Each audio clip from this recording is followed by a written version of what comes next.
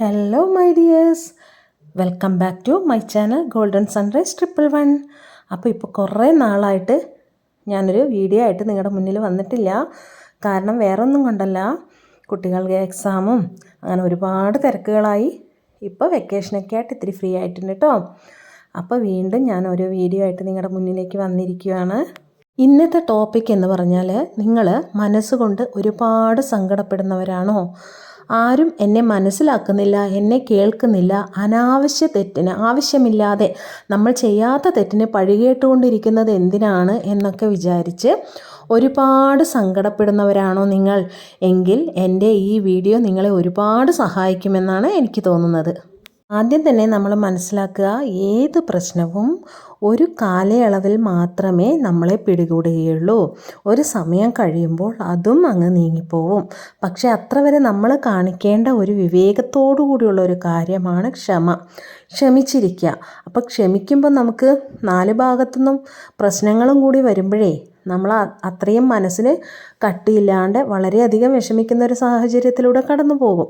പക്ഷെ അപ്പോഴും നമ്മൾ മനസ്സിലാക്കേണ്ട ഒരു വിഷയം എന്താണെന്ന് വെച്ച് കഴിഞ്ഞാൽ, ക്ഷമയോടെ കാത്തിരുന്നാൽ നമുക്കതിൻ്റെ ഫലം കിട്ടുക തന്നെ ചെയ്യും. ക്ഷമിക്കാൻ തുടങ്ങുന്ന ആ സമയം മുതൽ നമ്മൾ അറിയാത്ത ഒരു അദൃശ്യകരം നമ്മളെ പൊതിഞ്ഞുകൊണ്ട് സംരക്ഷിക്കുന്നതായിട്ട് നമുക്ക് മനസ്സിലാവും. അപ്പോൾ നമ്മൾ എന്താണ് വേണ്ടത്?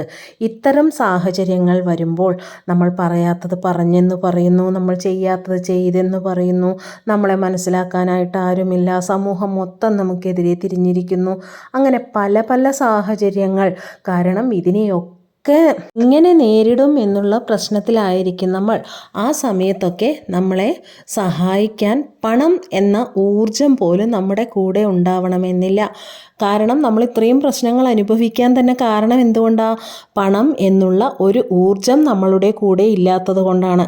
പലപ്പോഴും പണമുള്ളവൻ എന്ത് തെറ്റ് ചെയ്താലും നമ്മുടെ സമൂഹം ചോദ്യം ചെയ്യാൻ പോലും മടിക്കുന്നില്ലേ?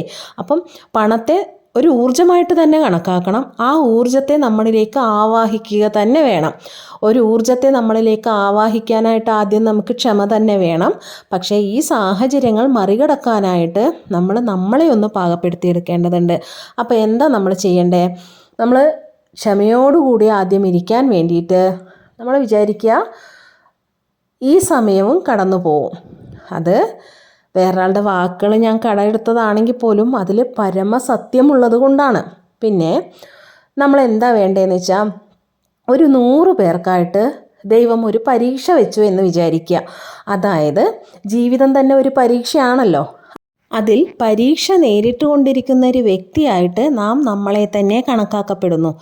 എക്സാമ്പിൾ പറയുകയാണെങ്കിൽ, 100 പേര് എഴുതിക്കൊണ്ടിരിക്കുന്ന പരീക്ഷയിലെ ഇത് നേരിടുന്ന ഒരു വ്യക്തിയായി ഞാൻ മാറുകയും എന്നിട്ട് ഈ ജീവിതമാകുന്ന പരീക്ഷ നമ്മൾ എഴുതിയിട്ട് ഈ പേപ്പർ ആരെയാണ് സമർപ്പിക്കുന്നത്? നമ്മൾ ഒരു ക്ലാസ്സിൽ നമ്മൾ പരീക്ഷകൾ നേരിട്ട സ്കൂൾ വിദ്യാഭ്യാസ കാലഘട്ടങ്ങളിലും മറ്റും നമ്മൾ നേരിട്ട പരീക്ഷകളെ നമ്മുടെ മനസ്സിലേക്ക് വിചാരിക്കുക. അപ്പോൾ നമ്മൾ എന്താ ചെയ്യണേ? പരീക്ഷ എഴുതുന്നു, ക്ലാസ്സിൽ ഉണ്ടായിരുന്ന ആ ഒരു ഗുരുനാഥൻ്റെ കയ്യിൽ ലാസ്റ്റ് ഈ പേപ്പർ അങ്ങോട്ട് കൊടുക്കുകയാണ് അല്ലേ? അപ്പോൾ അത് 100 പേരും ഒരേ ക്ലാസ്സിൽ തന്നെ ഉണ്ടാവില്ല. 20 പേര് അങ്ങനെയൊക്കെ ആയിട്ടായിരിക്കും. അപ്പോൾ ഇത് ലാസ്റ്റ് എന്താവും?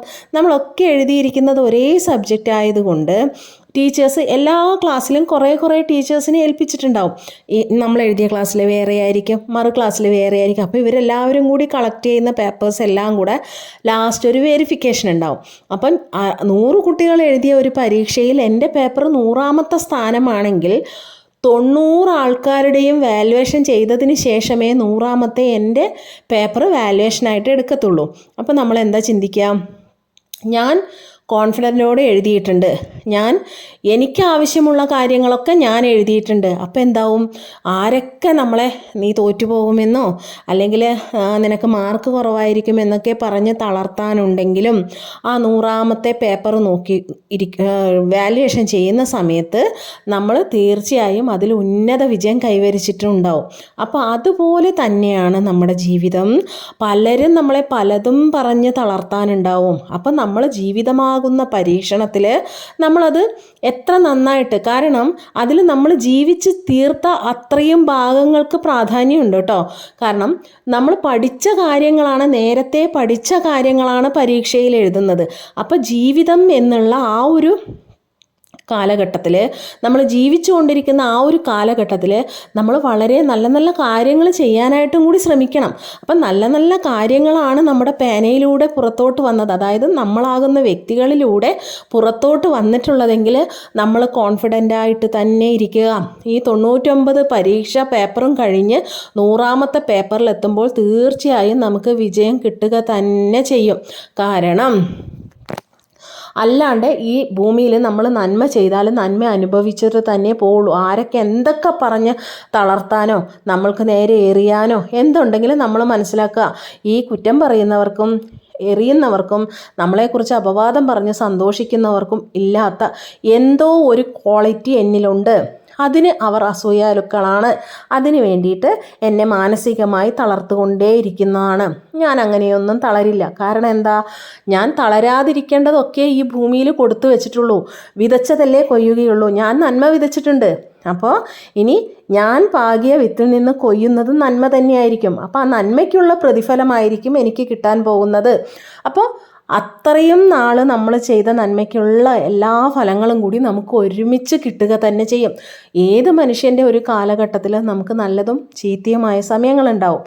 അപ്പോൾ ആ ചീത്ത സമയം വരുമ്പോഴും ഒരിക്കലും നമ്മൾ പേടിച്ചോടാനോ തളരാനോ പാടില്ല. ക്ഷമയോടെ നേരിടുമ്പോഴത്തേനും നമുക്ക് എല്ലാ പ്രശ്നങ്ങളും സമാധാനത്തോടെ കൈകാര്യം ചെയ്യുവാനായിട്ടും ഇതിൻ്റെ ഫൈനൽ റിസൾട്ട് ഏറ്റവും വലിയൊരു റിസൾട്ടിന് നമുക്ക് സന്തോഷത്തോടെ കാത്തിരിക്കാനും ആ സന്തോഷം നമുക്ക് അനുഭവിക്കാനും അറിയും. അതുകൊണ്ട് എല്ലാവരും കുഞ്ഞു കുഞ്ഞു വിഷയങ്ങൾ വരുമ്പോഴും വിഷമിച്ചിരിക്കാതെ ഞാൻ ചെയ്ത നല്ല പ്രവൃത്തിയുടെ ഫലം എന്നെ തേടി വരിക തന്നെ ചെയ്യുമെന്ന് മനസ്സിൽ ആത്മാർത്ഥമായിട്ട് വിഷ്വലൈസ് ചെയ്യാം. വിഷ്വലൈസ് ചെയ്തിട്ട് നമ്മൾ ഏത് രീതിയിലാണോ ഒരാഗ്രഹം, ചുറ്റിലും എന്നും സന്തോഷങ്ങളും ഒക്കെ ആയിട്ടുള്ളൊരു ജീവിതം, അതുമാത്രം മനസ്സിൽ ചിന്തിക്കുക. അതുമാത്രം ചിന്തിച്ച് മുന്നോട്ട് പോകുമ്പോഴത്തേനും തീർച്ചയായും ആ സാഹചര്യത്തിലേക്ക് തന്നെ പ്രപഞ്ചത്തിന് നമ്മളെ കൊണ്ടുവിടാതിരിക്കാൻ പറ്റില്ല. അപ്പോൾ അതുകൊണ്ട് ഓരോ പരീക്ഷ എഴുതുമ്പോഴും നമ്മുടെ ജീവിതം നല്ല രീതിയിൽ നമ്മൾ ജീവിച്ച് തീർക്കാനായിട്ട് ശ്രമിക്കുക. അതിനെക്കുറിച്ചുള്ള ചോദ്യങ്ങളായിരിക്കും നമ്മുടെ മുന്നിൽ പലതും വരിക. അപ്പം ഏറ്റവും മനോഹരമായിട്ട് ആ ചോദ്യങ്ങൾക്കുള്ള ഉത്തരം നമ്മൾ എഴുതാൻ ശ്രമിക്കുക. തീർച്ചയായും ദൈവത്തിന് അതിന് ഫുൾ മാർക്ക് തരാതിരിക്കാൻ പറ്റത്തില്ല. ദൈവം, യൂണിവേഴ്സ്, പ്രപഞ്ചശക്തി ഇവർക്കൊന്നും നമ്മളെ മൈൻഡ് ചെയ്തില്ല എന്ന് വരാതിരിക്കാൻ വേണ്ടിയിട്ട് നമ്മുടെ പ്രവൃത്തി നന്നാക്കുക. താൻ പാതി ദൈവം പാതി. അപ്പം ഈ മെസ്സേജിൽ നിന്ന് നിങ്ങൾ മനസ്സിലാക്കുക, ഒരു വിഷയത്തിനും നമ്മളെ തളർത്താൻ പറ്റില്ല. നമ്മൾ നല്ലത് ചെയ്താൽ തീർച്ചയായും നമ്മുടെ കൂടെ എല്ലാവരും ഉണ്ടാവും. അപ്പോൾ തൽക്കാലത്തേക്കൊക്കെ എല്ലാവരും തിരിഞ്ഞെന്ന് വരും. അതൊന്നും നമ്മൾ കാര്യമാക്കണ്ട. ആരോടും പ്രതികരിക്കാനും പോണ്ട. ചിലവർക്ക് പ്രതികരിക്കാനോ ആളുണ്ടാവില്ല. പ്രതികരിച്ചിട്ടും കാര്യമില്ല. നമ്മുടെ സമൂഹത്തിൻ്റെ മുന്നിൽ പ്രതികരിച്ചിട്ടും ചിലപ്പോൾ കാര്യമൊന്നും ഉണ്ടാവില്ല. പക്ഷേ നമ്മൾ ക്ഷമയോടെ കാത്തിരുന്നാൽ എന്തായാലും അതിനുള്ള ഉത്തരം നമുക്ക് കിട്ടുക തന്നെ ചെയ്യും. അപ്പോൾ തീർച്ചയായും എല്ലാവരും നല്ല സന്തോഷത്തോടു കൂടി ഇരിക്കുക, സമാധാനത്തോടെ ഇരിക്കുക. ഇന്നല്ലെങ്കിൽ നാളെ എൻ്റെ ഏറ്റവും നല്ല സമയം വന്നെത്തുക തന്നെ ചെയ്യും എന്നുള്ളത് പ്രതീക്ഷിച്ച് ആ ശുഭാപ്തി വിശ്വാസത്തോടു കൂടി തന്നെ മുന്നോട്ട് പോവുക. നമ്മൾ ആഗ്രഹിച്ചതിൻ്റെ ഇരട്ടിയായിട്ട് നമ്മളിലോട്ട് തിരിച്ചു വരുന്നത് കാണാം. അപ്പോൾ ഈ ചാനൽ നിങ്ങൾക്ക് ഇഷ്ടപ്പെട്ടെങ്കിൽ തീർച്ചയായും നിങ്ങളെല്ലാവരുടെയും സപ്പോർട്ട് എൻ്റെ ചാനലിനുണ്ടാവണം. Please like, share, subscribe. എല്ലാവർക്കും നല്ലൊരു ദിവസം ആശംസിക്കുന്നു. Okay, bye, thank U.